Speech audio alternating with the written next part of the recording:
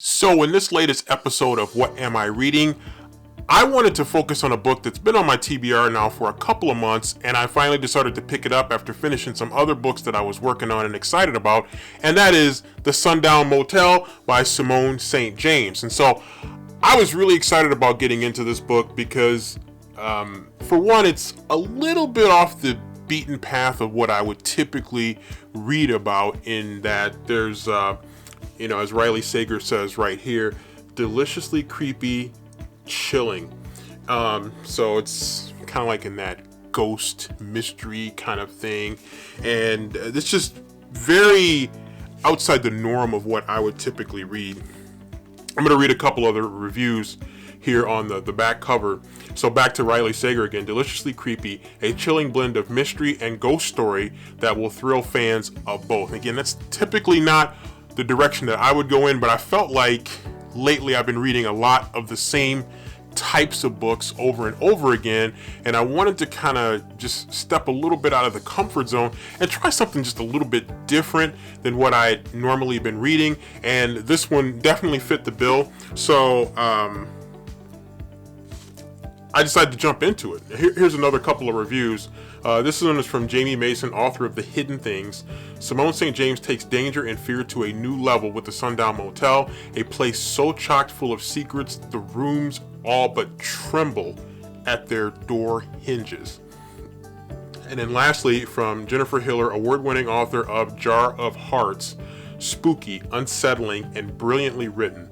The Sundown Motel is mesmerizing from the first page, a breathlessly suspenseful supernatural mystery that will hook you early and never let you go. Now, a lot of reviews say that about books, and sometimes when I see it, you almost get to be skeptical because you see it so often. You're like, okay, yeah, right, it's going to hook me from the beginning and blah, blah, blah, blah, blah. But in this case, it does. It really hooked me early. The story is told, as you can see, maybe a little bit hard to see here, but it's told from two different perspectives. From the perspective of Vivian, who disappears in 1982, and then her niece, Carly, who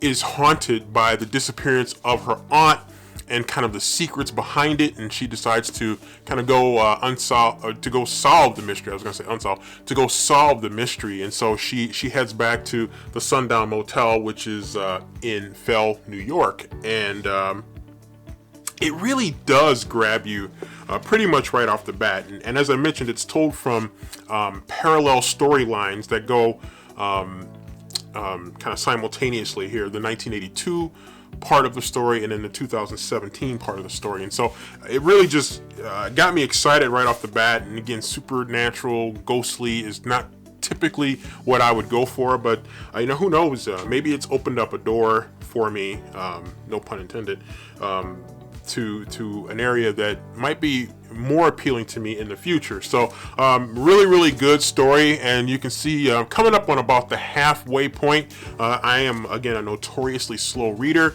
so this would be the second book that I've read in the month of April so far.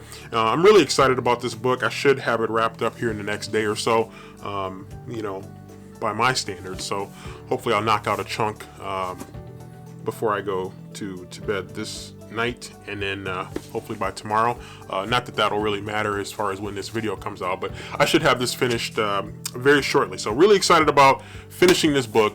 So The Sundown Motel by Simone St. James, it really does grab you right off the bat, and the kind of dueling, so to speak, storylines really help the intrigue there, as you kind of get a taste for what's going on in the past, and then it flashes back to the current time and then back to the past, and actually the author does a really nice job of really making that work. And as a writer myself, I've never really tried to write a book with this method, but I may try it in the future. So The Sundown Motel by Simone St. James, really excited about it, coming up on the halfway point of reading it, and so far it's been a really intriguing book that's again outside what I would normally read. So far it's looking like 3 to 4 stars right now, but we'll see how it finishes up. But so far so good for The Sundown Motel.